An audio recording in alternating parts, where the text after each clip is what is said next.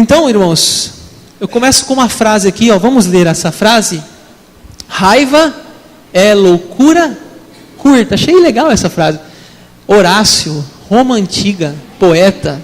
Quem aqui, gente, olha, vamos falar sério, quem aqui nunca sentiu raiva? Ai, que raiva. Não é rindo assim não, tá? Quem aqui no trânsito, hein? O trânsito, nossa, o trânsito é o capital, né? É o trânsito. Trânsito, a pessoa, lembra do desenho do Pateta? Que ele estava calminho, ele entrava no trânsito, ele transformava, né? E o trânsito é aquela loucura, né? Você tem que, antes de você começar a dirigir, você tem que orar. Depois chegar no seu trabalho, você agradece a Deus, você chegou. E aí o trânsito começa, né? Ai, que raiva, e que ódio, não dá certo, e vai para cá, e começa a reclamação já no trânsito.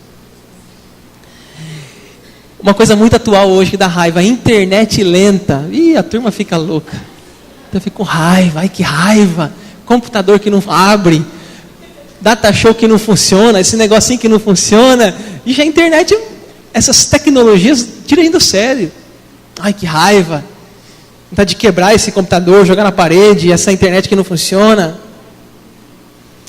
Raiva. O que mais? Podemos falar daquelas filas quilométricas. Fila para banco, Caixa Econômica Federal. Fila imensa. Não vai, não anda. Você fala, meu Deus do céu. Pecado que eu fiz na vida passada para merecer isso? Não, eu estou brincando, irmão. A gente não acredita nisso, não. Raiva. Reforma de vizinho, construção, da lado de sua casa. Você está cochiladinho depois do almoço, 20 minutos. Tá. Você fala, não é possível. Tantas coisas, né, gente? Tantas coisas que nos deixam com raiva. Tantas coisas. Eu tenho aqui um relato de uma mãe irada. Acho que a mãe fica direto com raiva, né? Olha o relato, né? Ó. Escuta aqui. Era a ocasião de um jantar. Um dia quente. Eu receberia 10 pessoas para jantar. E ninguém me ajudava. Me senti uma vítima. Sozinha na cozinha quente. Cortei, misturei, coloquei fogo, tudo sozinha, totalmente sozinha. O calor do fogo era o meu desespero. E meus filhos pensaram, hoje a gente vai tirar a paz da mamãe. Meus filhos eram pequenos, 7 e 4 anos. E eles, com o intuito de lembrar que a gente ia fazer um passeio no lago, se apoiaram na buzina do carro e gritaram o meu nome. Perdi as estribeiras, perdi a cabeça. Pulei no capô do carro, dei golpes no para-brisa, informei que nunca mais sairia com eles para nenhum lugar. E disse que até eu morresse, nenhum amiguinho deles ia na minha casa, ia em casa mais. Até eu morresse. Mãe assim, né? Aquele drama assim, né? Quando eu morrer, você vai sentir falta de mim, né? Relato de uma mãe irada, né? Você imagina a cena. A turma buzinou, começou a buzinar, ela foi e deu aquela loucura nela. Pulou no capô do carro. Será que a gente às vezes dá essa loucura assim, né? Tem alguma mãe assim que dá uma loucura assim já e deu uma loucura, quebrou um prato lá no meio do almoço, né, de raiva, né? Põe um vídeo para mim, uma mãe que quer falar sobre paciência. Esse vídeo é bem engraçado, já rodou aí no WhatsApp. A mãe que quer falar sobre paciência em casa. Vamos ver aí.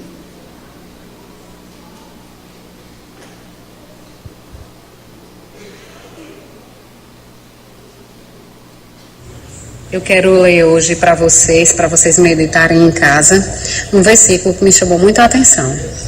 É sobre os frutos do Espírito.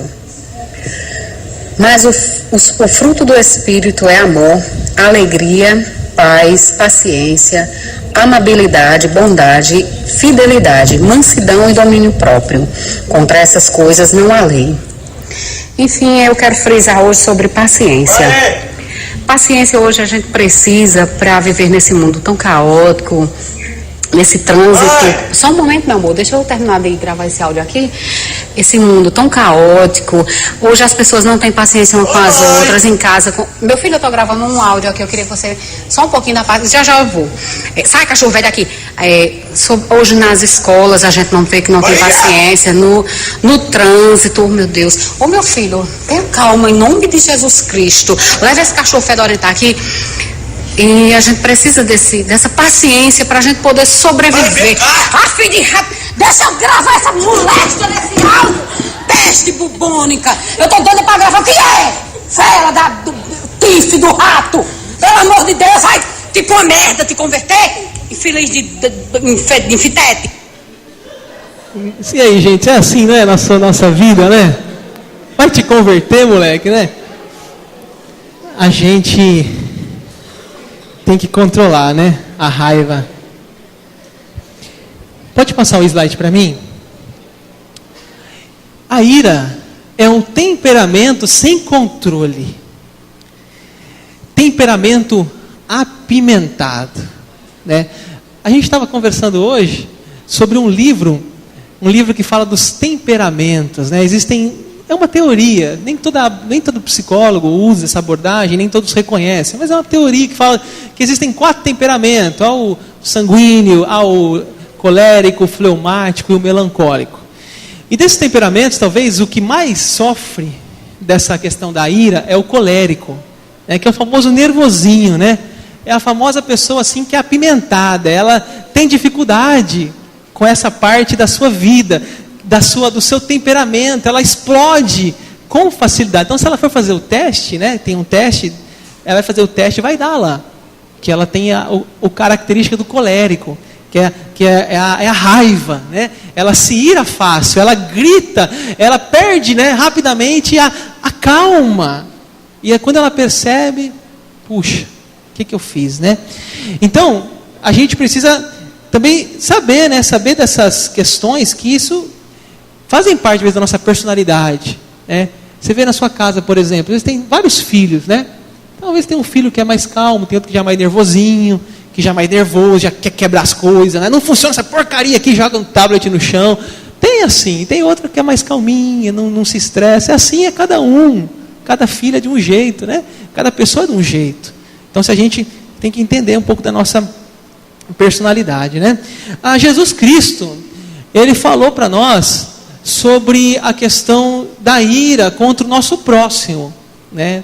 Então, eu quero ler com vocês aqui Mateus 5, olha que fala: ouviste que foi dito aos antigos, não matarás, e quem matar estará sujeito a julgamento. Eu, porém, vos digo que todo aquele que sem motivo se irar, né, contra seu irmão, estará sujeito a julgamento. E quem proferir um insulto a seu irmão, estará sujeito a julgamento do tribunal. E quem lhe chamar de tolo, estará sujeito ao inferno do fogo. Sabe o que acontece aqui? Eu achei, por que eu trouxe para vocês isso aqui? Porque eu fiz uma pesquisa. Essa palavra tolo, no original, é raka. E é interessante que raka, no grego, sabe quando você fala cuspindo? Fala assim que a pessoa está tão nervosa que ela cospe. Imagine, né? Que horrível isso, né? Você conversar com alguém que tem cuspe na boca, né? Então é o ódio, é a raiva, é a ira, ela está irada, né? Então, quando Jesus está falando aqui, não é assim quando você está conversando com alguém assim, fala assim, seu Zé Mané, né? Não, é quando a pessoa está irada, né? Está ofendendo mesmo, está insultando o outro. Jesus falou, né? Não matarás. Não é só pegar uma arma e dar um tiro. É falar com palavras ferinas. É falar com a boca cheia de cuspe. É estar com raiva nos lábios. Isso aí. Isso acontece no dia a dia da nossa vida. Ainda sobre a questão da boca. Hoje você vê as pessoas, às vezes, quando estão com raiva, a tendência é xingar. Não é? Geralmente está associado a ira com xingamentos, né? Você vê uma pessoa às vezes irada, né? O que ela faz? Ela xinga. Então, além dela estar caindo no pecado da ira, ela está caindo no pecado das palavras, né? palavras que não são abençoadas, porque a Bíblia fala que a gente não deve falar palavras torpes. Está na Bíblia isso, carta de Paulo, né? Que nossas palavras devem ser sábias, devem ser temperadas, não palavras torpes. E eu queria até, inclusive, irmãos, sempre quando eu tenho uma oportunidade, eu quero dar uma brecha aqui no assunto. Queria alertar você, cristão, a vigiar a sua boca. Se você fala palavrão, sabe, se tem esse costume, vigia, né? Faz o potinho do palavrão. Sabe qual é o pote do palavrão? Se você na sua casa você falar palavrão, você tem que colocar R$1 na caixinha do palavrão, R$1. Aí alguém da família fala, aí pai, R$1, ô filho, R$1, ô mãe, põe lá, entendeu? Então assim você vai se percebendo, opa, por que eu estou falando palavrão? E eu fico triste que hoje parece que falar palavrão é bonito. Fico triste. Parece que falar palavrão é normal, né? Você vê nos filmes, a gente vai assistir um filme hoje, você vai assistir esses filmes nacionais. Eu fui assistir um tempo atrás aquele filme Até que a Morte Nos Separe, eu acho que 2 ou 3 ou 10, sei lá qual que era. Irmãos, é um monte de palavrão. Para que isso? Porque você vai com a sua família no cinema. Eu nem assisto Rede Globo, então não sei o que está acontecendo lá. Mas eu digo no cinema, as pessoas vão no cinema com a família buscando um humor saudável. Você encontra palavrão num filme nacional, né? Então fica esse alerta para nós, né? E quando a gente ficar irado, observar, né? Observar, né? Que palavras que saem da sua boca, né? Vai tomate cru, né? Não fala assim, né? Então, cuidado, né? Vai tomate cru é melhor, né? A cor vermelha, né? Cor vermelha é a cor da raiva. Cor vermelha é a cor da raiva, né? É a que caracteriza a raiva. Né? Esse filme é muito joia, um filme infantil que fala das emoções, né? A alegria, a raiva, né? Então vale a pena a gente pensar se essa é a nossa característica da nossa vida, esse é o pecado que nos aflige, se esse é o pecado que a gente dá brecha, se é a raiva, se essa é a maior emoção da nossa vida, se é a raiva, se a gente tem facilidade em se irar, em perder a calma. 4 estágios da ira. Primeiro, o que está escrito lá? Leve irritação. Começa assim. Primeiro você está tranquilo, mas no trânsito alguém te dá uma fechada. E sai ainda falando que estava certo. Buzinando e te xingando. Aí você já começa a perder a paciência naquele dia. Leve. Né? Aquela mãe que tem muitos filhos em casa, né? 3 filhos, 4 filhos, 5 filhos, meu Deus do céu, como que aguenta? Né? Eu tenho um filho só, irmãos, eu já fico louco. Uma leve irritação, começa aquele barulho, aquela gritaria, a mãe fala, cala a boca! Chega! Aquela gritaria. Imagine criança no carro, já viram criança no carro? E chuta um, e aperta a orelha do outro, e derruba o outro, e vai. Aí a mãe olha, para, ele começou. Não, foi ele. Leve irritação. Né? Leve irritação. Sabe uma coisa que irrita a gente? É ficar sem dormir. Já viu uma pessoa que está sem dormir? Ela está leve irritada. Olha, aquela noite você não dormiu. Porque, sei lá, tocaram a campainha na tua casa, falaram que era um assalto na vizinhança, o grupo do WhatsApp tocou, sei lá o que aconteceu, teu filho estava com febre, sei lá. Mas aquela noite você não dormiu. No outro dia, será que você está bem? Você falou, não fala comigo hoje não, porque eu não estou legal. Eu estou leve, irritado. Leve. Né? Isso é leve. Só que aí vem o passo 2. Indignação. É o passo 2. O que é indignação? Você falou com os teus filhos no banco de trás para eles parar. Aí eles não pararam. Eles continuaram. Então você já está ficando indignada com eles. Vamos lembrar do Brasil e Costa Rica. Neymar na área. Sofre pênalti. O juiz dá o pênalti. Depois não desfaz do pênalti. Ah não, você fala, não, está com brincadeira com a minha cara esse juiz. Isso é indignação. Você fica indignado. Você vai começar a orar pelo juiz. Abençoar a mãe dele. indignação. Terceiro passo, cólera. Ou seja, você deu um passo a mais da indignação. Você já está com o desejo de vingar. Você já está para perder a estribeira, é a bênção, né? Você viu o Neymar como ele foi delicado com o juiz aquele dia? Você viu como ele abençoou o juiz? Você viu, né? Ele estava ali, o Neymar estava na cólera já. Mas uma coisa que vai ser o próximo, que é a fúria. Que aí ele dá um soco no juiz já. Que é quando você então sai do controle. É a fúria. Aí você perdeu o controle. Aí você fez. Ué, o que aconteceu aqui, gente? A fúria, né? O que é a fúria? Você perdeu o controle. Você viu quando sai? Poderia ali se o Neymar e aquela turma lá não fossem experientes, gente, era rapidinho para o juiz expulsar todo mundo ali, ó. Vermelho, vermelho, vermelho. E ele estava prestes a acontecer isso. E não só ele, a gente em casa também. Né? Foi um jogo assim de muitas emoções, né? Muitas emoções. Fúria. Irmãos, motivo justo ou motivo injusto. É importante entender isso. O motivo da sua ira é justo ou é injusto? Interessante que tem um texto na Bíblia, que é o nosso texto base. Vamos ler lá juntos? Irai-vos e não pequeis. Não se ponha o sol sobre a vossa ira, nem deis lugar ao diabo. Você pode observar que começa falando que a gente tem que irar, ou pode se irar no momento oportuno. Irai-vos, mas fala, não pequeis. Então é interessante que esse pecado capital, existe um motivo justo da ira, e existe também um motivo injusto, tá? Então nós vamos ver agora sobre o motivo justo, mas antes disso uma frase de João Crisóstomo, um dos pais da igreja. Olha o que diz lá, vamos ler? Aquele que não fica irado quando é preciso, peca. Aquele que não fica irado quando é preciso, peca. Então eu vou mostrar para vocês o que eu estou afirmando aqui com motivo justo, tá?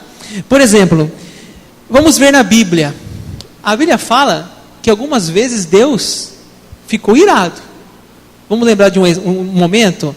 Lá quando o dilúvio, a Bíblia diz que Deus se arrependeu de ter feito o ser humano. O que é se arrependeu?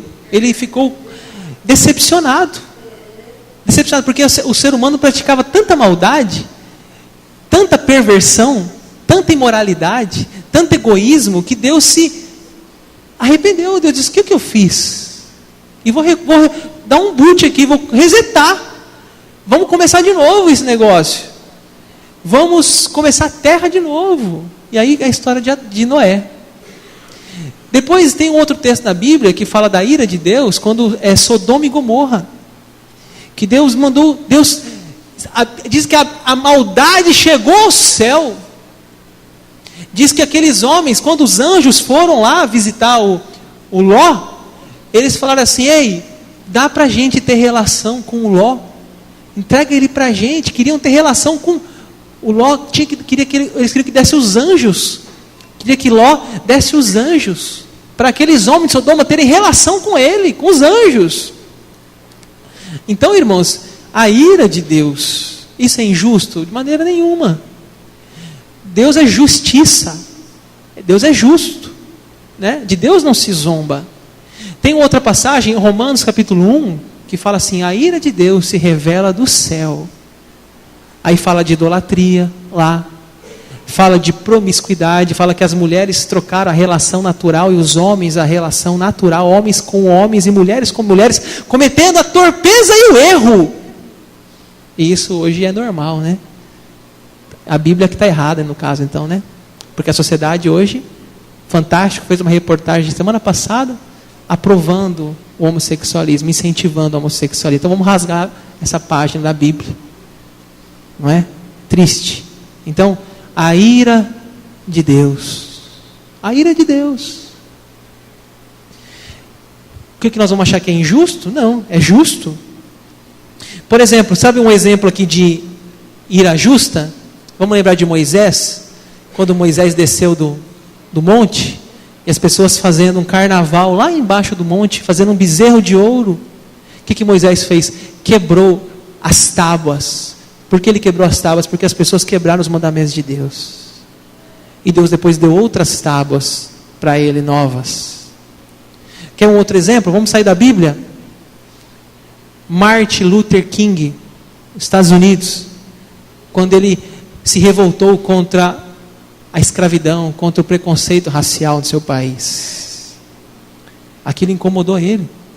Ele não aceitou aquilo.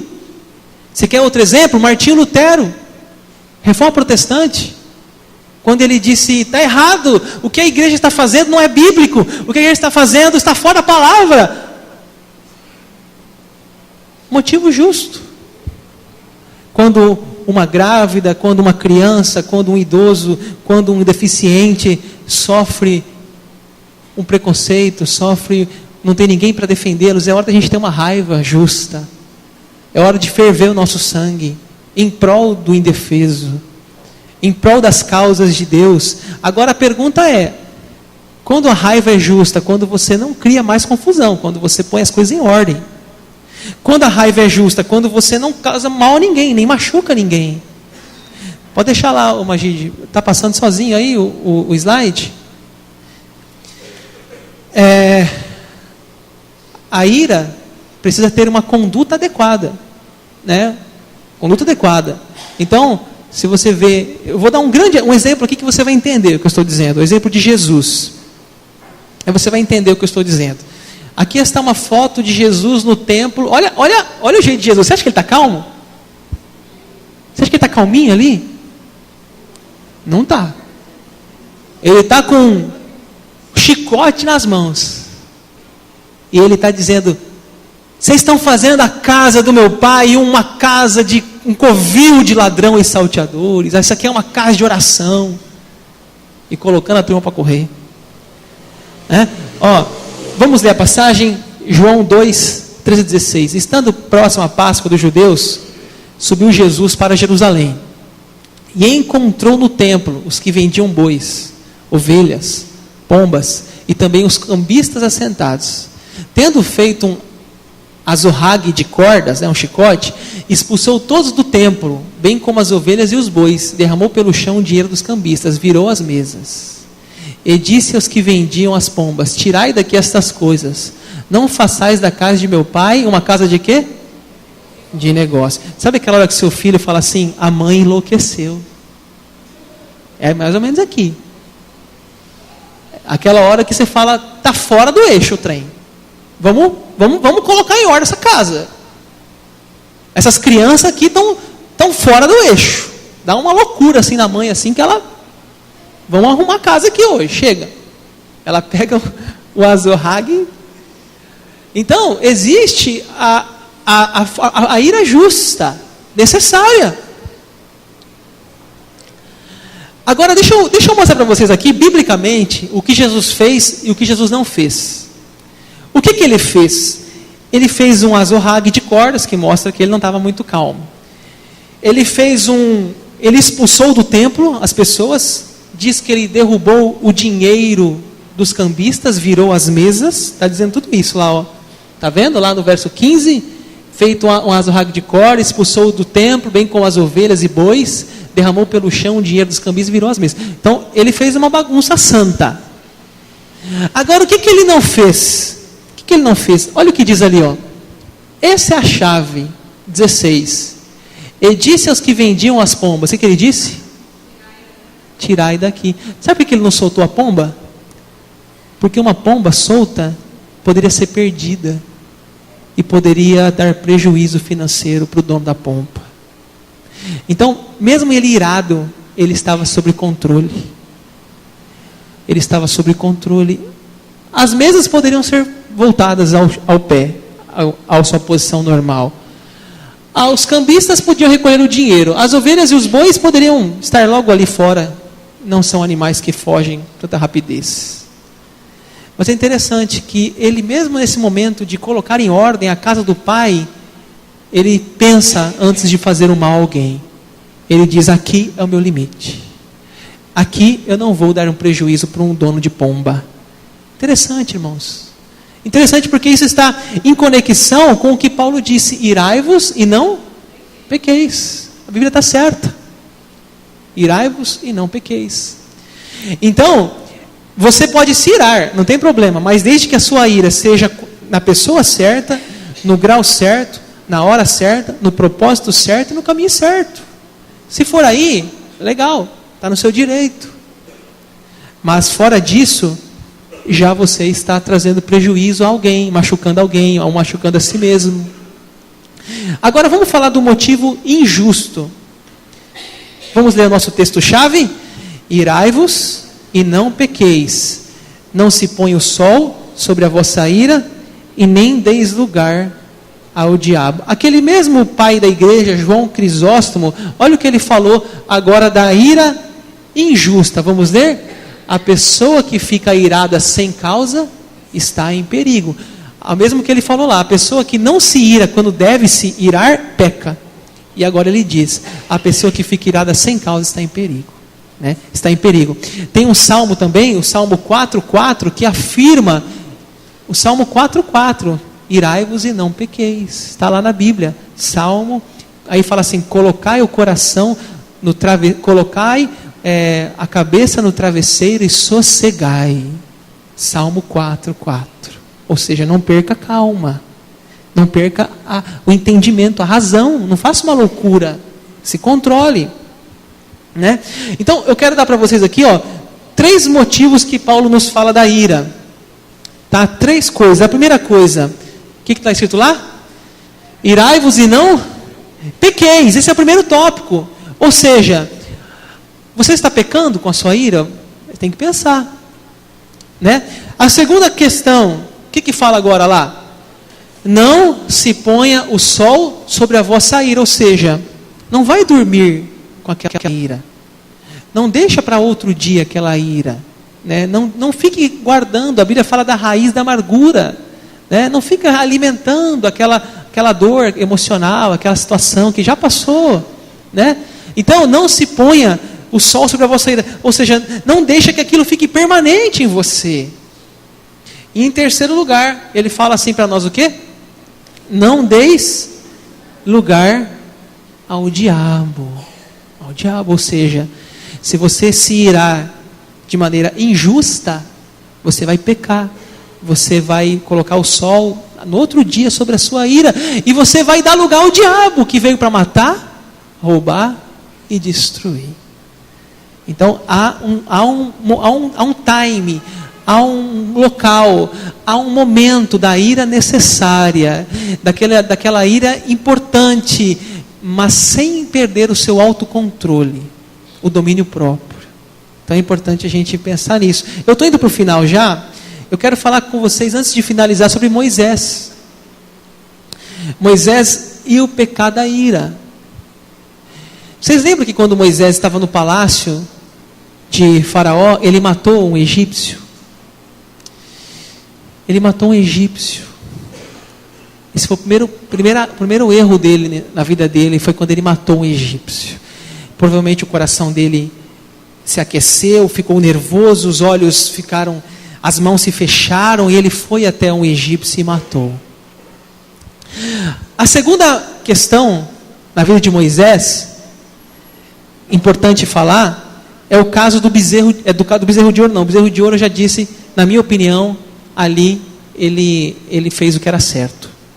Mas o segundo caso de Moisés, eu fecho aqui Moisés, é quando ele vai lá na rocha, pedir para a rocha da água. O texto lá de Números capítulo 20, fala que as pessoas estavam reclamando, murmurando, Moisés estava cansado daquele povo. A Bíblia fala, a palavra é contender. E aí e Deus fala assim, a pessoa fala, não tem água. Deus fala assim para ele, Moisés, vai até uma rocha e fala com a rocha. E a rocha vai dar água. E a Bíblia diz, irmãos, que Moisés, está lá em Números 20:11, Moisés levantou a mão e feriu a rocha 2 vezes. Eu fico imaginando a cena. Ele chegando na rocha, Ele falou assim: cara, eu não aguento mais esse povo. Tomara que essa rocha não saia água hoje. E que raiva desse povo! Desse jeito. Gente, que homem irado é esse? E sabe o que é mais forte? É que nessa própria passagem, nesse próprio capítulo, vai dizer então, no versículo 12 de Números 20: mas o Senhor disse a Moisés e Arão: visto que não creste em mim para me santificar diante dos filhos de Israel, não fareis entrar na terra que lhe dei. Ou seja, alguns teólogos afirmam que Moisés não entrou na terra prometida por causa da ira. Ele matou um egípcio, já era para ter aprendido a lição, e agora, mais uma vez, ele está irado naquela rocha. E o caso do bezerro de ouro, fica essa incógnita, se ele exagerou ou se ele fez o certo. Vai ter opiniões diferentes desse tópico, de teólogos. Mas, irmãos, é certo que Moisés perdeu a cabeça. Moisés tinha um temperamento agitado. Ele tinha uma característica de ira. E eu quero, indo para o final, contando uma história para vocês. Eu espero que essa história fique no coração de cada um de vocês. Que diz que um menino tinha um temperamento muito tempestivo, tinha um pavio curto. E ele ficava muito fácil, o pai queria ensiná-lo a controlar-se a si mesmo. E o pai falou assim: filho, eu percebo que você, filho, fica muito fácil, você perde a cabeça, filho, você quebra seus brinquedos, você machuca talvez a si mesmo com a sua raiva. Mas, filho, eu quero te ensinar uma história, uma ilustração, um aprendizado. Faz o seguinte, filho, quando você ficar com raiva, pega uma madeira, pega um prego, bata naquele prego e naquela madeira, finque ali, desconte sua raiva. Tem gente que quer tocar bateria para descontar a raiva, viu, gente? Já ouvi essa história, viu? Mas ali aquele menino era na madeira, um prego na madeira. Tem gente que vai na luva de boxe, né? Descontar a raiva. E então aquele menino disse que no primeiro dia foi 37 pregos. 37. Era muito ódio naquele coração, era muita raiva. Era um temperamento difícil. No segundo dia, aquele menino baixou para 35 pregos. Depois ele foi baixando para 30. Depois ele foi para 15. Até que um dia ele pensou: ficar pregando aqui cansa. Eu acho que é mais fácil eu me controlar do que ficar pregando isso aqui. Então ele foi até o pai e falou com o pai. O pai disse: filho, que bom, filho, que você está se controlando mais. Que bom, filho, que você está conhecendo mais o seu próprio temperamento. Mas o pai, antes de finalizar o ensino, falou uma coisa para ele. Ele falou assim: filho, que você aprenda uma lição. Quando você diz, ou quando você age com raiva, você machuca as pessoas. E você pode olhar, filho, essa madeira, se você tirar os pregos dessa madeira, aquela madeira está ferida, ela está machucada, por causa que aqueles pregos causaram uma dor naquela madeira. E assim é você, meu filho. Toda vez que você perde a estribeira, você causa em alguém uma dor, um machucado, uma marca, uma cicatriz. Então que você possa lembrar dessa história. As cicatrizes que a gente deixa nas pessoas. E as pessoas que a gente deixa cicatriz, irmãos, não são desconhecidos muitas vezes, são aqueles que a gente ama. A gente não maltrata o nosso chefe, nosso chefe manda a gente embora. A gente não maltrata uma pessoa desconhecida, a gente maltrata quem a gente ama, quem convive com a gente. São pessoas que têm paciência conosco. São geralmente os seus filhos, seus pais, seus irmãos, suas esposas e esposos. Esses são os que conhecem o seu temperamento. E esses são os que carregam as cicatrizes das suas explosões. Mas eles, por amarem você, eles convivem com esse temperamento que você tem. E eu quero encerrar falando o antídoto da raiva. Oremos por mais o quê? Domínio próprio. Está lá nos frutos do Espírito. Domínio próprio. Irmãos, domínio próprio A palavra grega, lá em Gálatas, é como um cavalo que foi amansado. É poder sob controle. O cavalo é forte, mas ele é controlado. Não é fraqueza. Não pense que você ter domínio próprio, que você é fraco. Não. Pense que seu poder está sob seu controle. Olha o que diz Provérbios 16, 32. Eu acho tão lindo esse Provérbios 16. Vamos ler, irmãos. Olha, vale mais ter paciência do que ser valente.